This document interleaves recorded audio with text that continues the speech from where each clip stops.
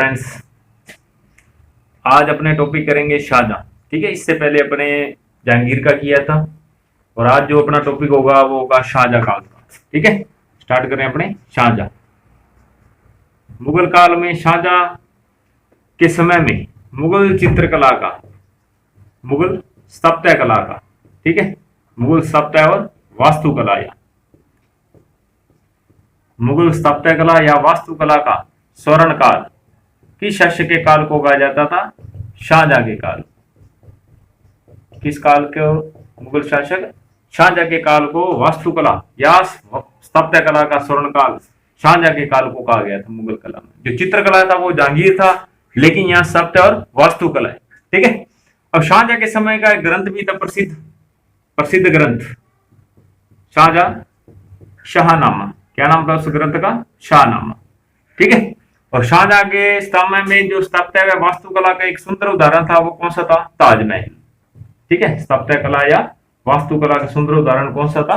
ताजमहल। ठीक है, शाहजहां के काल में हिंदू चित्रण क्या हो गया था? समाप्त हो गया था। हिंदू धर्म पर आधारित चित्रांकन कार्य समाप्त की ओर हो गए थे। ठीक है, यानी कि हिंदू धर्म के चित्र क्या होने लगे थे? समाप्त। और कौन से धर्म के चित्र यहाँ प्रचलित हो गए थे? ईसाई धर्म। कौन से धर्म के चित्र आने लगे थे? यहाँ ईसाई धर्म का प्रचलन हो गया था चित्रों में। ठीक है, कौन से चित्रों का? ईसाई धर्म के चित्रों का। हिंदू धर्म के चित्रों की समाप्ति हो गई थी और ईसाई धर्म का प्रचलन आ गया था। ठीक है, और इसी काल में यूरोपीय तेल चित्रण का प्रभाव पड़ने लग गया था। ठीक है, यूरोपीय प्रभाव किस शासक के काल में आया था? शाहजहां के काल में। ये अपने अच्छा प्रश्न पढ़ा था।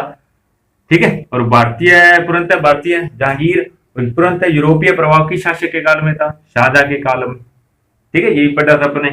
और इस समय शाह कलम का विद्रोह होने लगा था। किसका? शाह कलम का प्रचलन किस शासक के काल में? शाहजहां के काल में। ठीक है, नेक्स्ट देखो, जो शाहजहां काल की जो चित्र मूर्तिकला यानी ये स्थापत्य कला वास्तुकला थी, दरबारी दृश्यों तक ही सिमट कर रह गई थी। ठीक है, और जो शाहजहां के काल में पुस्तकों का आवरण को क्या कहा जाता था? ब्याज। क्या कहा जाता था? पुस्तकों का आवरण ब्याज कहलाता था। क्या कहलाता था? ब्याज। ठीक है, और इसके अंदर शाहजहां के काल में जो हाथियों का चित्रांकन हुआ था उसमें आकार कैसे कर दिया था? हाथियों के आकार को चौड़ाई में बनाने लगे। ठीक है, हाथियों के आकार में क्या आ गई थी? चौड़ाई। हाथियों को चौड़े आकार में बनाया जाने लगा। ठीक है, किस आकार में? चौड़े आकार में। पुरुषों में जामा पजामा, ठीक है, और पारदर्शी वस्त्र दर्शाए गए थे स्त्रियों के। किस काल में? शाहजहां के काल में। ठीक है, और शाहजहां को खुद भी तेल चित्रण प्रिय था, लेकिन इस काल में अधिकांश कार्य किसका हुआ था? वास्तुकला का, और दरबारी दृश्य तक सिमट कर रह गई थी। ठीक है, तो ये मेन पॉइंट थे शाहजहां के काल में, और मेन प्रश्न यही है कि मुगल स्थापत्य कला या वास्तुकला का स्वर्ण काल शाहजहां के काल को कहा जाता है। ठीक है, इस समय कौन सा धर्म पर चित्र आने लगे थे? ईसाई धर्म का प्रचलन हो गया था। ठीक है, हिंदू धर्म के चित्र समाप्त हो गए थे, हिंदू धर्म से संबंधित ईसाई धर्म परंपरा प्रचलित हो गई थी।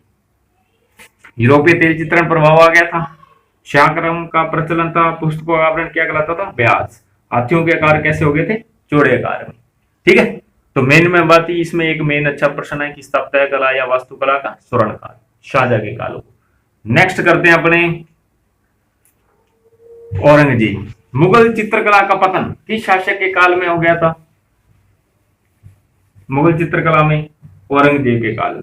ठीक है, मुगल कला का पतन किस शासक के काल में हो गया था? पतन औरंगजेब। क्योंकि औरंगजेब के क्या कारण था? धार्मिक कट्टरता के कारण। औरंगजेब की धार्मिक कट्टरता के कारण चित्रकला को बाध्य कर दिया था, यहाँ के चित्रकारों को यहाँ से भगा दिया था उसने, इसलिए मुगल कला चित्रकला के क्या हो गया था? औरंगजेब के काल में पतन हो गया था। ठीक है, इससे पहले क्वेश्चन अभी किया था, तो उसमें एक क्वेश्चन है कि शाहजहां के काल के चित्रकार, शाहजहां काल के चित्रकारों के नाम। ठीक है, फकीरुल्लाह प्रधान,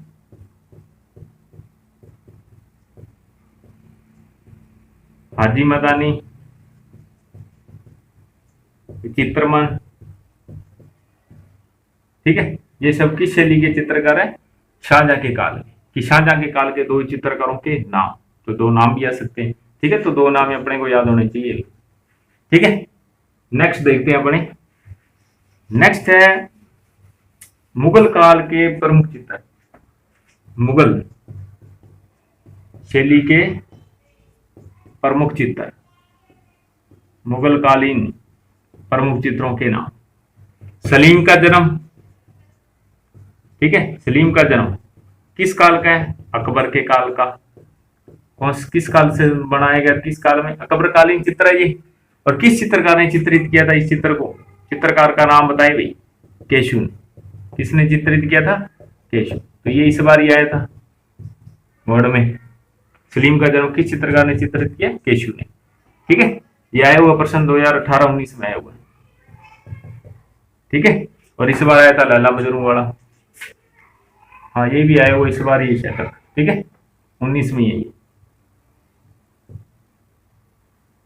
नेक्स्ट देखो, अब ये जो चित्र कितने भागों में बटा था? 6 खंडों में, ठीक है। कितने भागों में बटा हुआ है? 6 खंड में बटा हुआ है। इसमें सलीम का मतलब जहांगीर, जहांगीर के जन्म के दृश्य है, ठीक है। और इसमें जो 6 भागों में किस कारण प्रसिद्ध है ये चित्र? अपने तल विभाजन के कारण जाने जाते हैं। किसके कारण प्रसिद्ध है? तल विभाजन के कारण, ठीक है। तल विभाजन व व्यंग्यमयता के कारण प्रसिद्ध था ये चित्र, सलीम का जन्म। मेन है इसमें चित्र का केशु। किस शासक के काल में? अकबर। कितने भागों बटा? 6 भागों में। और इसमें सलीम के जन्म के दृश्य को, उनके गर्भगृह कमरे को, ठीक है, जहां उसे स्नान करते दर्शाया गया था। छत पर मोर का अंकन भी था।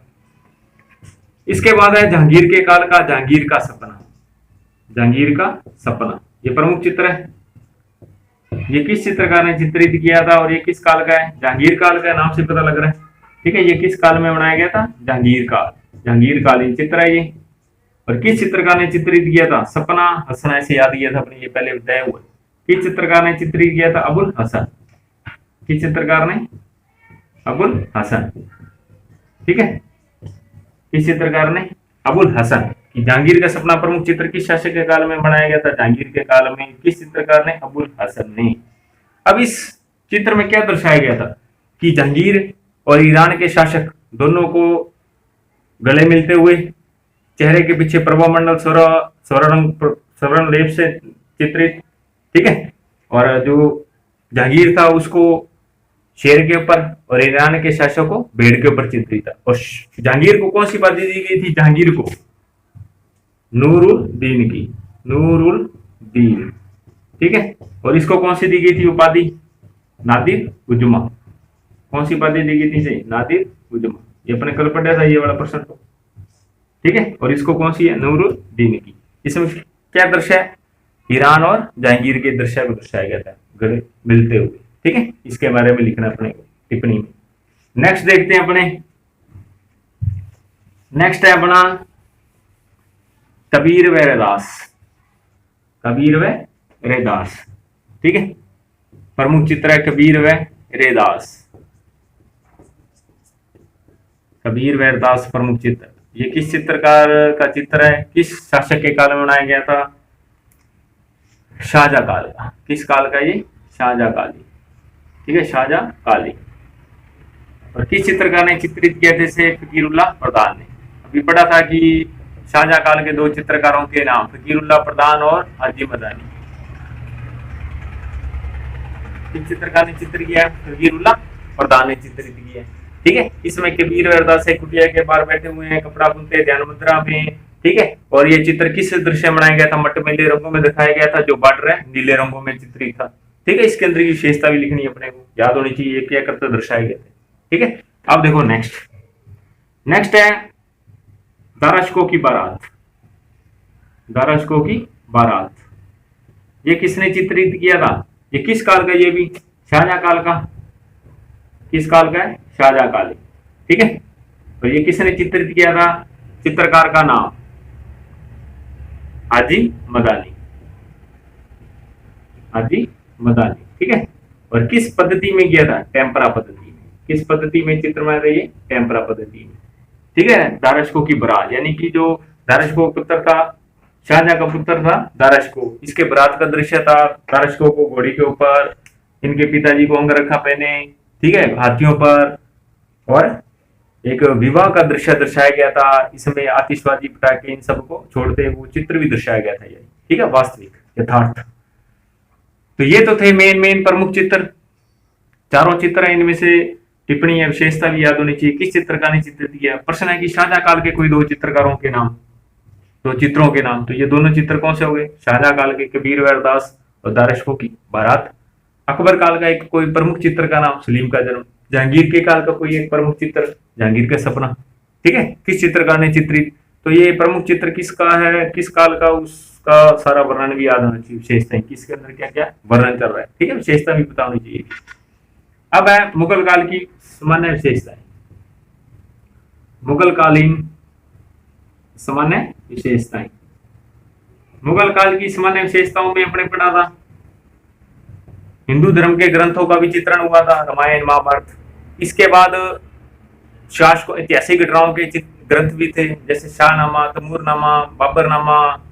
राजाओं शासकों के इतिहास के बारे में जानकारी थी इन ग्रंथों में।